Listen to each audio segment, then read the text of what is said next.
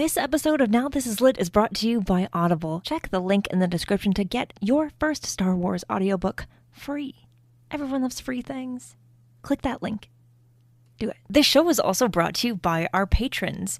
If you want to support the show in a different way, with just $1 a month, you can join our Patreon at patreon.com/StarWarsLitPod. You can get a sticker. You can get access to an exclusive show that we do every month that's wild and chaotic and fun and something you can only get by becoming a member of the Patreon. There'll be so many more perks very, very soon. But for now, do you want a sticker? Do you want a sticker that has a Now This Is Lit logo? Because it's fantastic and I love them. But I also want to give them away because there's just a stack of stickers on my desk. So if you want one, $1 a month. Patreon.com/StarWarsLitPod. A long time ago in a galaxy far, far away.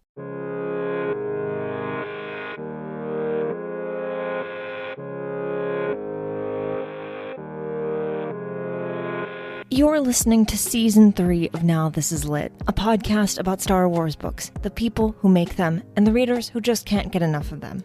I'm your host, Meg Dowell. I use she, her pronouns. And as a journalist, you learn pretty quickly that things do not always go the way you expect them to. There is a new Star Wars book out today. The review of that book will not be coming out today. Don't worry. It will come out. Beware the Nameless, I'm sure, is a very great book, and I can't wait to tell you more about it. That is out today, though. If you don't have it yet, order that. I promise it's probably going to be worth it, but I will reassure you of that at a later date. But if I'm not reviewing a new High Republic book today, then what are we doing here? That's a great question. About a month ago, it was more than a month ago now, I interviewed James Kahn, who is the author of the Return of the Jedi novelization. It's a great novelization, and James Kahn is a great human being. We had a great conversation about the wild journey he went on in order to get into the position to be able to write this book. He has so many amazing stories to tell, and he told me some of them on this episode. And I'm so glad. I've been waiting for so long to be able to share it with you. It was supposed to come out a little later in September, but guess what? You're getting it today. This is a good thing. Happy Season 3. Here's the interview. I really, really hope you enjoy it.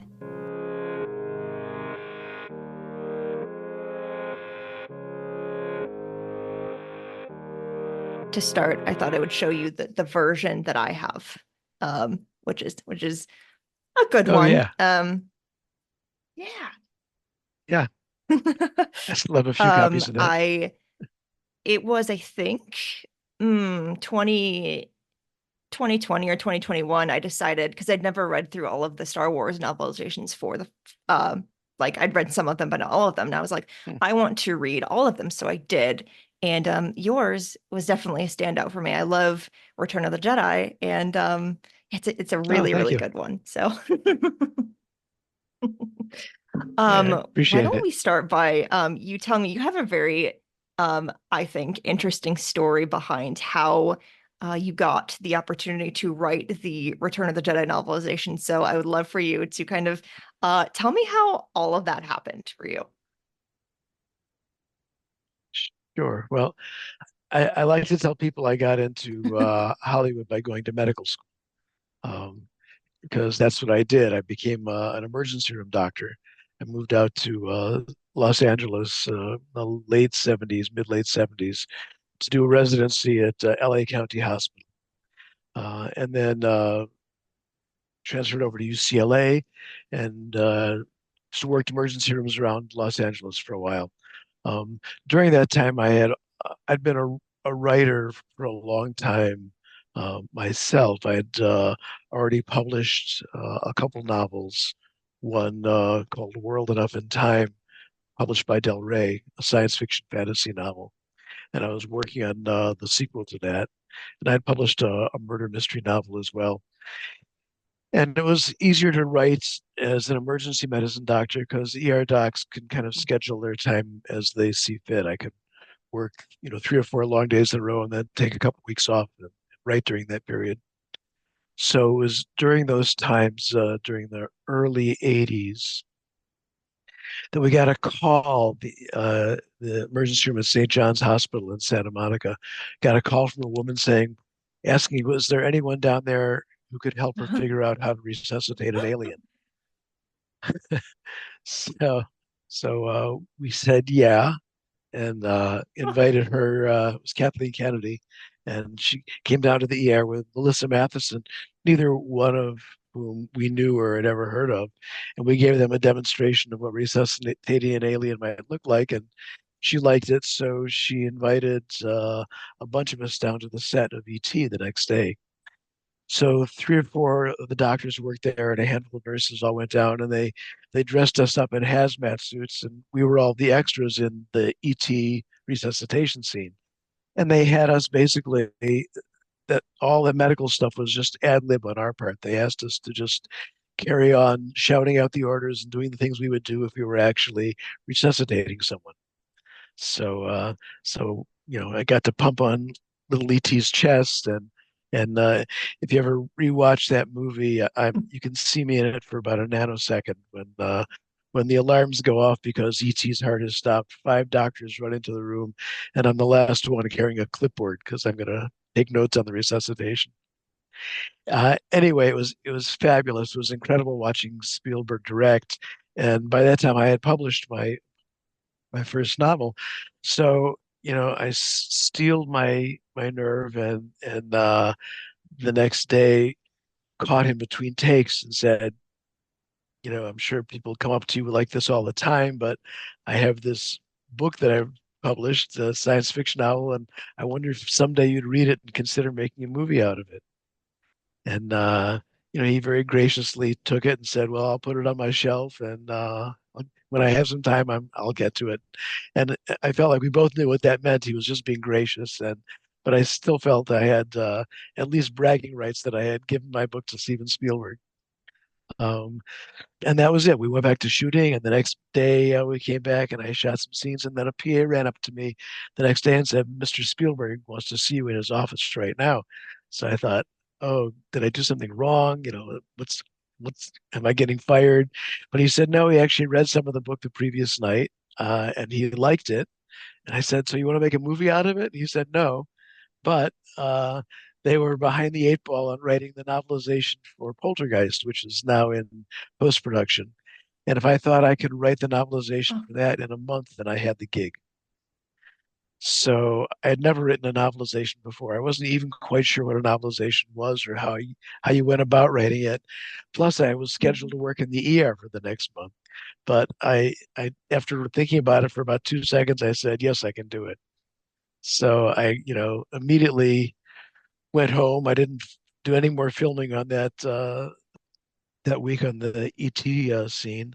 I called all my friends and got friends to fill in my shifts in the ER for the next month, and spent the next month in his office on the MGM lot writing Poltergeist. So it was pretty exciting and gobsmacking to me. And I didn't use a computer in those days, so I wrote everything longhand in my notebook, and they hired a secretary to transcribe it on an IBM Selectric typewriter every few days she came in. Um, and I had some very poltergeistian experiences while I was there that I can tell you about later if we have time at the end. Um, but so that was all fantastic, and he loved it. They loved it. He said it was the best novelization of any of his movies he'd ever seen. And right around that time, his buddy George Lucas said, we're about halfway shooting Return of the Jedi. Do you have any recommendations on someone who could write the novelization for it? So, it was great timing for me, and he gave Lucas my name. And it was also very fortunate because the publishing house doing the Jedi novelization was Del Rey, and Judy Lynn Del Rey, who was the editor publisher of that, had already published my sci-fi novel and really liked what I had done there. So I had two great recommendations for Lucas, and he called me up to Skywalker and interviewed me, and I got the so job. you really were in the right place at the right time. Yeah, I really was. That's what I discovered. I spent a lot of time after that. I sort of shifted into television, became a TV writer producer for many years after that. But what I discovered in general about this business is that um, it's very, very common that you have to be in the right place at the right time, but then you also have to have the chops to take advantage of it. I mean, there are a lot of people who are in the right place at the right time, but Yeah. they don't know what to Yeah. do with that. Good luck. It really is with publishing and other things, a combination of luck and being where you need to be and kind of just really being willing to jump at any chance you might get to do something. Yeah, exactly, exactly. It's sort of leap into the breach, even if you're not comfortable and if you don't know exactly what you're doing, but then be able to do it, have the chops and the discipline to really Yeah. ride I mean, that that's why Bronco. I started this podcast. I didn't know what I was doing. But now I get to talk to No, exactly. fantastic authors like you because that's just what happens sometimes when you don't know how to do a thing and then you say Yeah, yes and do it. exactly. I don't know who to attribute the quote to, but it's like jumping off a cliff and making Exactly. your wings That's as you it. fall. That's it. Um, do you have any, I mean, you probably have a lot, any favorite memories from working on the novelization or things you got to write or kind of from the process of just taking what was going to be Return of the Jedi and kind of making you were the one who got to write the novelization, so that's pretty cool. It's pretty cool, yeah. It was a great experience. I tried the same thing on him the second time I saw him on Lucas that I did with Spielberg, and I brought a copy of World Enough in Time, my science fiction novel, and asked him if he would consider making a movie out of it. So he said, "Walk this way," and he took me into a room. It's about a 20-foot room, and there were bookshelves everywhere and a desk, and it was just piled high from floor to ceiling almost with scripts and books and manuscripts. And he said, "Let's see that pile over there are scripts that my agent wants me to read, and that pile over there are scripts that my wife Marcia wants me to read, and those are my friends from film school, and these are actors who have written scripts they want me to read, and those books." He said, "Why don't you put your book on this pile, and I'll get to it as soon as I can." And he wasn't. I didn't get the sense he was Yeah. being mean. He just wanted to give me a Yes. window, open a window on his Yeah. life. Yeah. So, so the writing of the book itself was really fun. I think it was for me, it's my favorite novelization of the ones that I've done.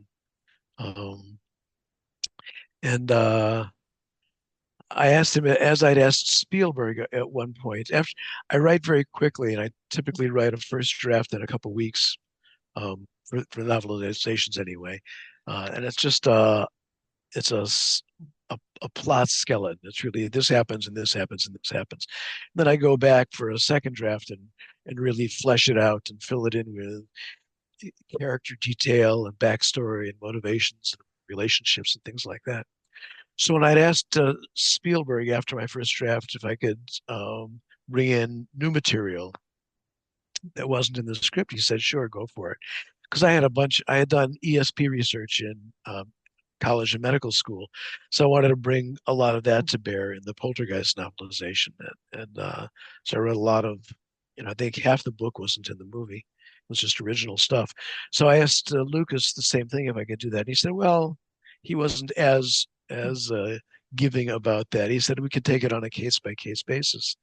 Um, so one of the things I had done was write a whole, not quite a full chapter, but a big section about Princess Leia that wasn't in the script because I had felt that she had gotten kind of short shrift and wasn't as fully fleshed out as some of the other characters. So I wrote a whole section of backstory on her growing up on Alderaan and what that was about, and that just all got cut. Uh, and From the novel, and to be fair, it wasn't in alignment with what he had already thought about what the prequel was going to be. So there's no way to include that. um, but it was still fun writing it. And there were also there were things, for example, I did bring into it that he let me, which one of which was I decided I liked the notion that Uncle Owen was Obi-Wan's brother. It struck me that they seem to have a kind of acrimonious brother relationship to me from watching Star Wars. And the story I made up in my mind was that uh, they were brothers, and Obi-Wan was the older brother, and their father wanted Obi-Wan to take over the farm when he was gone. But Obi-Wan was the adventurous one and wanted to go off and be a Jedi. And there was a lot of fighting and acrimony, and finally their father died, and Owen was very angry at Obi-Wan for creating all this conflict. Obi-Wan went off and became a Jedi, and Owen became the farmer. But then when Obi-Wan came back with baby Luke to hide Luke, um, he asked Owen to adopt him, to take him in. And Owen uh, told him, I told you never to come back here, and didn't want anything to do with Luke. But Aunt Beru, who was childless, convinced her husband to take Luke in. And then Obi-Wan stuck around on the planet just to sort of keep a long distance eye on things that were going on here, even though Owen never wanted to see him again. So that was my whole backstory, and sort of what I brought. I brought the didn't bring all of that into the novel, but that's what was in my mind when I brought into the novel the extent to which I did. Oh, And yeah, Lucas thought that was I good. He love that liked too. that. Yeah, definitely something I think could not get away with as much now.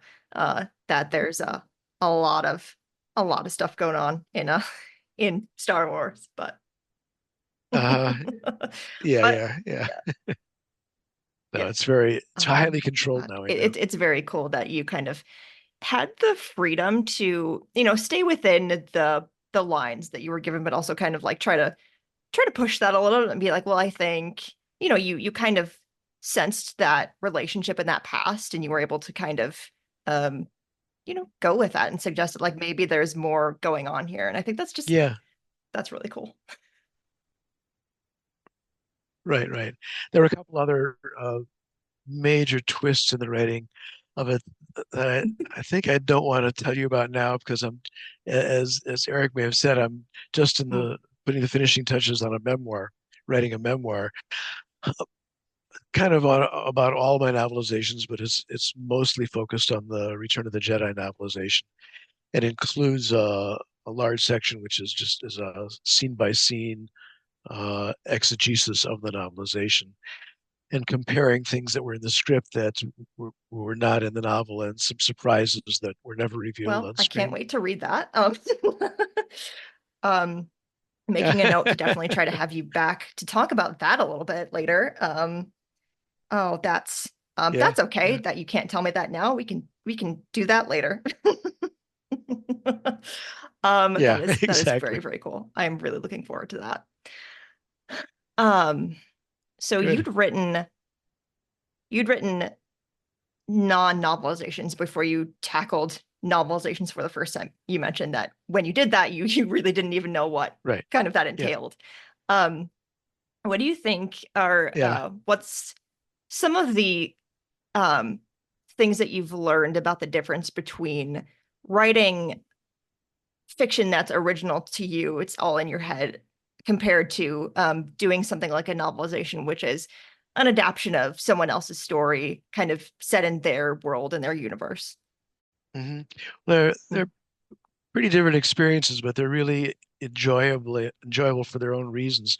Um, the the main obvious initial Mm. difference is that the Yeah. story exists already in a novelization, um, and and that gives me a freedom. So I use the Mm. script as a plot skeleton basically, and then I elaborate from that. It's a little bit like Robert Frost has a line about writing poetry without Mm. meter is like playing tennis without a net. Um, and having a structure in place is really liberating in some ways to allow you to write things that you might not otherwise have thought of writing. So it's just a different experience. When you're writing an original novel, you're coming up with a structure from scratch, and it's very fluid. It can go all kinds of different places. But having that structure in place from the get-go is it's kind of a gift. How did it feel to, you'd worked on the Return of the Jedi novelization. Um, how did it feel, having worked on that and knowing kind of how that played out compared to the final film, like watching that for the first time? What was that like? Watching the film for the first time is so exciting. I mean, watching the very first one for the first time was unbelievable. I remember, um, the first midnight showing at the Chinese theater in LA, and we didn't realize how crowded it was Mm. going to be. So there were very few seats left by the time I got into the Oh. theater, and I ended up being in the third row and staring up. And when this, enormous Star Cruiser came out of the top of the screen over my head, it was like an out of body experience. So that started it. Them becoming sort of part of this whole epic mythology was just I feel so grateful for being allowed to be part of that. And watching the film on the screen was just great. It was sort of a physicalization and a realization of everything that was in my mind before. I hadn't seen any film footage while writing the novelization. They sent me slides and production still photos, so that I knew I could see visually what I was describing, what some of the characters looked like, and what some of the sets looked like. How does it feel to know now, or to see that, you worked on the novelization, you've been a small but significant part of this universe that is now expanded so far beyond probably what anyone thought it ever would in the beginning. How does it feel to? Yes, exactly. Oh I think yeah, about that a including lot, George how Lucas. like, so much of he didn't know what was going to happen. No one did. Um, No, no, no. In fact, my sense of him personally when I first met him was he was he's kind of a sweet, retiring guy who gave me the sense of being a little yeah, bit yeah, overwhelmed by everything he I had set bet. in motion. I can't imagine that.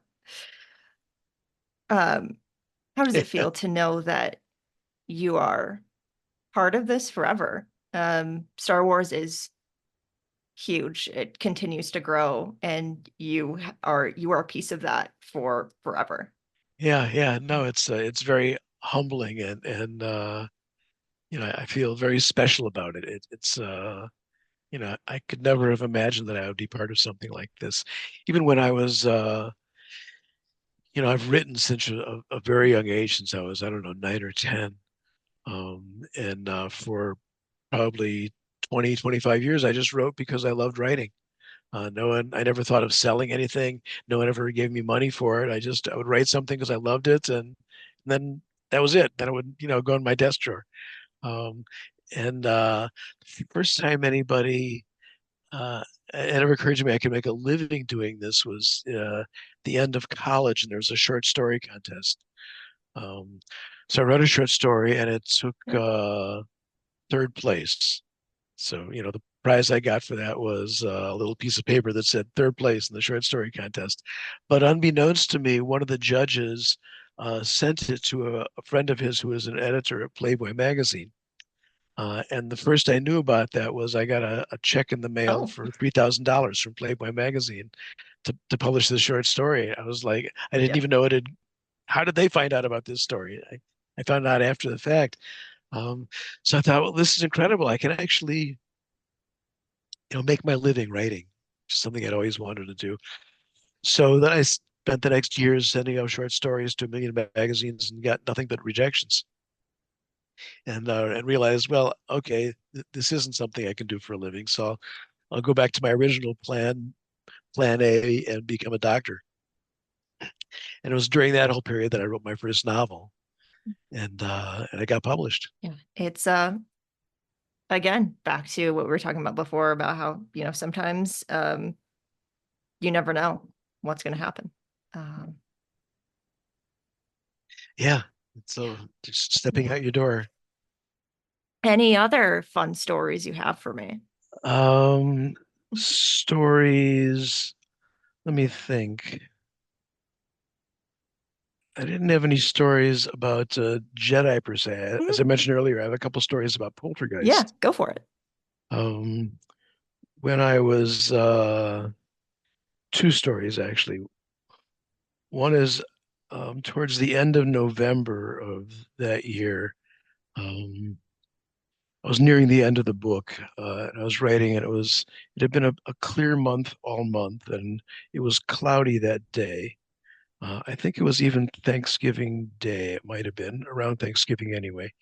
And I've been writing all day. And it was in this largely windowless room. There's one window looking out on an alley that looked at another building on the MGM lot. And it was this big, in a big conference room surrounded by old school console video games that everyone in the Spielberg family played all the time. I had gotten very good at Missile Command, but it was, Donkey Kong and Centipede and Asteroids and all those. Um, so I was writing, and uh, just literally as I was writing the line, uh, lightning and thunder ripped the sky, there was suddenly this gigantic lightning strike and simultaneous thunder that hit the building or very close to the building. And all the lights went out. Something smashed into the table next to my chair. Uh, the secretary in the other room, Marcy, screamed and said, "What's going on?" And then about 10 seconds later, it just started pouring rain outside the window, this huge deluge. Had not rained in weeks and weeks. Um, about 10 or 15 seconds later, all the lights came on. All the video games began playing themselves. Uh, the thing that had hit my table was there's an air conditioner on the other side of the room, and the face of the air conditioner had blown off and flown across the room and almost hit me. The we sort of looked at each other and said, "It's time to get out of here." We closed the place down. We ran out in the middle of this just drenching storm. The temperature had dropped about 10 degrees, uh, and almost as soon as we got to our cars, the rain stopped and didn't come back. That was it.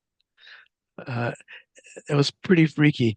And when I was maybe the most amazing thing about it is when I was researching for my memoir, I decided to look at the uh, USGS weather reports for Los Angeles on that day. Um, and it turned out that in fact there's mixed clouds, no precipitation, uh, temperature in the upper 60s all day until exactly 9 o'clock, when suddenly the temperature dropped 10 degrees. It dropped to zero point 0.2 inches of rain in 15 minutes. And then after 15 minutes, everything reverted back to normal again. So that was pretty freaky. The other thing that happened was when it was all done, I was just in manuscript form. There was a scene I had written that was particularly creepy to me, that was just giving me the creeps while I was writing it. I had to keep getting up while I was writing because I was scaring myself, having to do with a fear of mine about spiders. It was a scene that wasn't in the movie, but a scene I created about one of the young research assistants, which is what I was in medical school, being sort of frozen in the kitchen. You couldn't move. And this army of spiders started slowly walking across the floor towards him and crawling up, inside his pants and in his nose and mouth. And it was just freaking me out. So I brought the manuscript to this friend of mine and asked him just to read that one scene to let me know, was it really a scary scene? Was it something I should rewrite? Or was it just scary to me because I was so freaked out about spiders? So he started reading it on his living room couch. I went into his kitchen to just make some coffee or get a beer or something. And all of a sudden I heard this slam and a scream. And I went in, ran back into the living room. Um, and the manuscript was closed now, but he opened it up. And as he was reading the spider scene, a spider had dropped off the ceiling onto that page, and he slammed it closed on the spider. And I've kept it ever since. I still have that manuscript with a squashed spider on that page. Nope. Nope. Nope. So next time if you ever go and read the Poltergeist novelization and look at that scene and look at the line, "Thunder and lightning rip the sky," you'll remember those stories. Um, oh, that was worth asking. Those are great. Those are great. Those are great. And also not great if you don't like spiders or Right. ooh. Um, ah. This has been fantastic. I am so glad that we were able to set this up and that Oh, I had a great time. Thanks for having me. yeah, of course. Just being able to hear kind of from your perspective how all this happened and all of your all that happened to get you to writing one novelization and then another and then Yeah. many things after. So Yeah, after Jedi, I ended up doing Indiana Jones and the Temple of Doom, and then the Goonies, Poltergeist 2. all fantastic. If you're listening and have not read any of that, do that. Do it. Do it. Highly recommend. But yes, this has been absolutely amazing. And I'll have you Uh, back to talk Great, about great. that memoir. Okay, good. Yeah, I'm glad I could talk to you. Yes. Thanks for having me.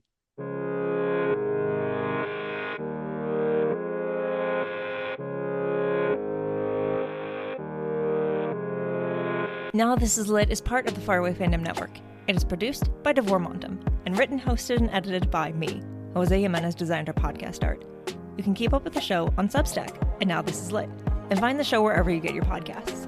There are so many ways you can support the show, and all of those ways are linked in the show description. The newest way is to become a member of our Patreon. For $1 a month, you can get access to an exclusive show and a sticker. And if we get 500 people to support the Patreon per month, I can hire an editor.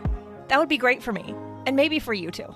So if you'd like to support the show with just $1 a month, you can do it that way.